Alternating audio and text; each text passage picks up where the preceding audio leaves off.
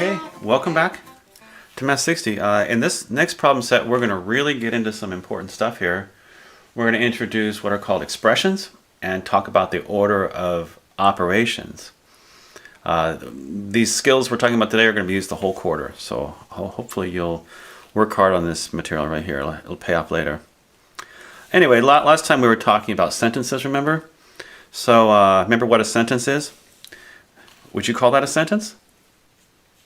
Yeah, it's a sentence because it has an equal sign, right?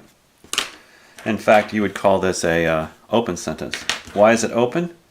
It's open because you can't tell if it's true or false. 5 plus something equals 12. Depends on what you put in the box, right? How about this? Is that a sentence? The answer is yes. Has an equal sign. Next question is what kind of sentence is it? It's closed because you can determine if it's true or false. In fact, that's a true closed sentence, isn't it? Anyway, how about this one? Is that a sentence? The answer is no. It does not have an equal sign. What we call that is an expression. An expression involves numbers and perhaps operations, but it does not have an equal sign. So everything we're going to deal with in this class, and algebra in general, is either going to be a sentence or an expression. It just depends on if it has an equal sign or not, okay? And when you have an expression, it's composed of these terms, and the terms are the numbers that are being added together. Now, when I say numbers here, very shortly we're going to introduce letters, variables like x and y, and those are going to represent numbers as well. Unknown numbers, but we're still going to consider those to be numbers. All right, so how about this? We're talking about terms. Remember, terms are numbers that are being added. So on this first one, they're not asking you to compute it, to simplify it. They just want you to identify where the terms are. Terms are just those pieces that are being added together. Another way to think of it is terms can be separated by a plus sign. So in this first one, if you look at it, there's the plus sign right there. This is a term, and what's being added to that? It's not 4. It's actually this whole quantity would be considered one term. See? 2 terms in this one. How about this one? How many terms do you see here? This is 3 times 5 times 7 plus 4 times 9 times 11 plus 8. Terms can be separated by a plus sign. So see the plus sign right there? This whole thing becomes one term. This whole thing becomes a second term. And this would be the third term. There's 3 terms here. This is kind of a trick question. How many terms do you see on this last one here? How many terms do you see there? Do you see any plus signs? No. So this would all be considered one term. Interesting, huh? Talk about the order of operations. Let's introduce some notation with parentheses. Parentheses are oftentimes used in math to represent an implied multiplication. For example, 4 times 5 could also be written as 4 parentheses 5. It's a multiplication as long as there's no other operation present. See, there's nothing between the 4 and the parentheses, right?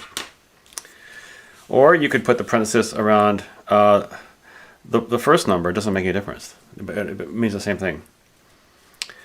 Or you could put it around both. It'd be quantity 4 times the quantity 5. There's a multiplication there too because there's no other operation present. Or you could use the fancy. You can use the square parentheses. In algebra, they mean the same thing. Or you could use the round ones. They all equal 20.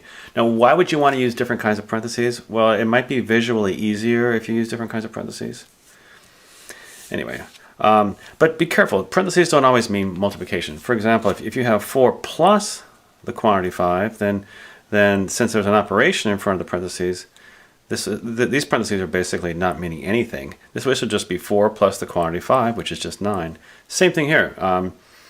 Since there's a plus sign and addition sign between the parentheses, it does not mean multiplication. It would be the quantity 4 plus the quantity 3, which equals 7. Okay, here's the main idea we've been working towards here. Yeah.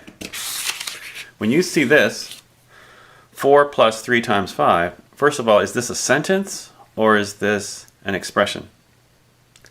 The answer is, it's an expression because there's no equal sign, right? Good.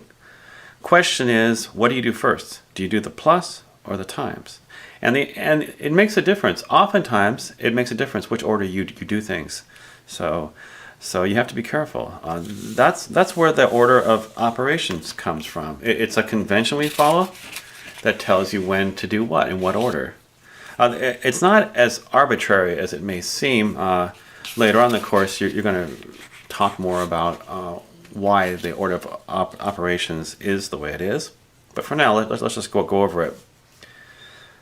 It says that when you're simplifying an expression, you always do what's inside the parentheses first. And if you see parentheses inside of parentheses, you would do the innermost parentheses first.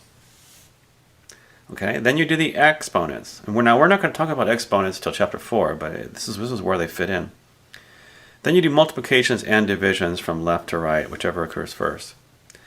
And then the last thing you do is additions and subtractions from left to right, whichever occurs first. So here's a question I have right off the bat. True or false? If no parentheses are present, perform the multiplications before the divisions. So I guess I'm talking about a problem like this one here, see? If you were to simplify this problem, 8 divided by 4 times 2, by the way, that's a really good thing to do, is to read the problem out loud. It helps you understand what it's saying. Which do we do first, the division or the multiplication? Well, if you understand PEMDAS, it says multiplications and divisions are actually at the same level. So you work from left to right, whichever occurs first. So in other words, you do the division first, not the multiplication. Multiplications and divisions are kind of at the same level, so you have to look whichever comes first. So anyway, 8 divided by 4 is 2, and then you do the multiplication. 2 times 2 is 4. So what is the answer to this question? True or false? If no parentheses are present, perform the multiplications before the division. Well, that's false. If no parentheses are present, you do whichever comes first, right? Okay, so let's go back to the problem we started looking at. So what would you do first here? Would you do the addition or the multiplication? The answer is, by PEMDAS, you would do the multiplication first. Write the whole problem down on each step. That's really important. I know in my class, I'll mark off if you don't write the whole problem down on each step, even if you get the right answer. So this is good algebra skills. This is one of the things we're working on this quarter. Then you do the addition and you get 19. Okay, let's keep on going here.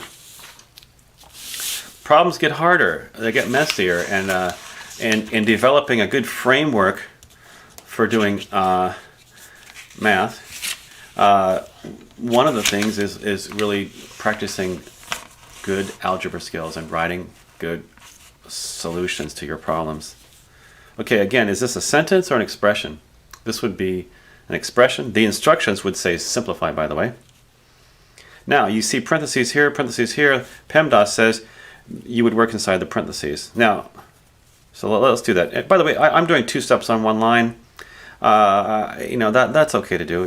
Technically, I guess you would actually do this operation before that one, right? But I'm doing what's inside the parentheses here, what's inside the parentheses here. What would you do next? Well, you do the multiplication. 2 times 5 is 10. 3 times 7 is 21. Then you'd add them together. You get 31. Notice how I wrote the whole problem down. And again, if I go too fast for you here, you hit that pause button. There's going to be times when I'm going to ask you to do that. What would you do first here? You see you have this is a multiplication, by the way. 2 parentheses. It doesn't make a difference what type of parentheses we use.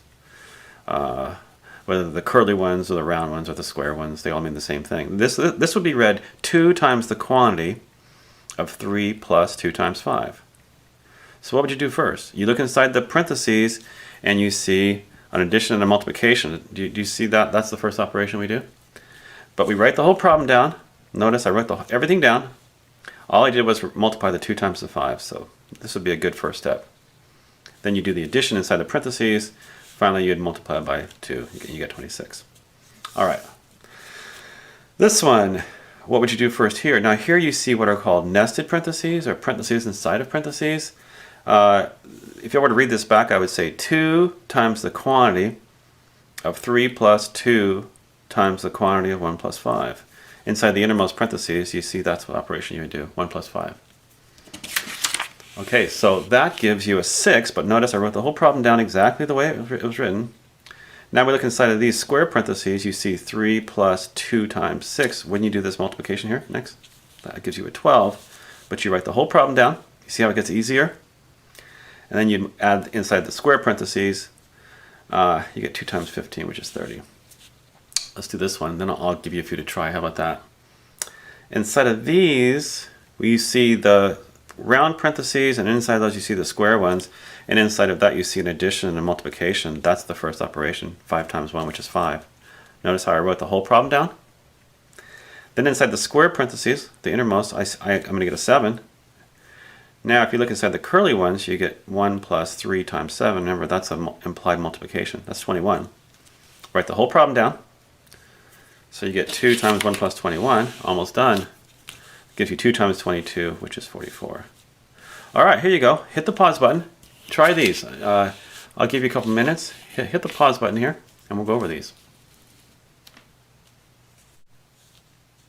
Okay, in this first one, you see parentheses. Did you do this multiplication here first? Inside the parentheses, you have a 5 plus a 7 times 3, so that's the first operation. Did you write the whole problem down too? It becomes 2 times the quantity of 5 plus 21. Then you should have gotten 2 times 26, which is 52. This one's a little messy. Inside of these parentheses, the square parentheses, you see round ones, and inside of those you see an addition and a multiplication. Did you multiply the 3 times the 2 first and give you 6? Did you write the whole problem down? Practice that. That's really important. The problems get much harder than this later on, so this is where you develop your algebra skills. That becomes a 10. This is the next operation, right? So you write the whole problem down, and that becomes a 10. Now see how it gets a little easier though? Inside of these square parentheses, you see 1 plus 2 times 10. We do the multiplication before the addition. So you get a 20 here. We write the whole problem down. And so when you add the like terms, I should say the 1 plus the 20, you get 21. And now, this is an easy place to make a mistake. Read it back if you get confused. It's 5 plus 2 times 21. You do the multiplication before the addition. That's a common place to make a mistake right there. 5 plus 42 is 47. All right, one last thing here before we quit. This is kind of a trick question. This is coming up later, but we're talking about terms. Terms are what? Numbers being added? Well, you can't simplify anything. Just the way it's written, the question would be, circle the terms. What are the pieces that are being added? Well, I'm sure in this first one you would agree 11 is a term. And if you agree what we said before, this is all one term. But how about this? You see, this whole thing, this is 4 times the quantity of 2 plus 6. This whole thing would be considered a term also. So when you do this, you're not supposed to simplify. You're just supposed to say it the way it's written. And reading it back out loud helps too. All right, then this last one now, this is a complicated expression. It would be 3 times the quantity of 2 plus 3 times the quantity of 5 plus 2 times the quantity of 1 plus 4. But look, this is a multiplication problem. This is 3 times something. This whole thing would be considered one term. It's important that you're able to recognize the form it's written. This is the product of things, right? One term. This is the sum of three terms. We'll talk more about that later. All right, we'll see you next time. Bye-bye.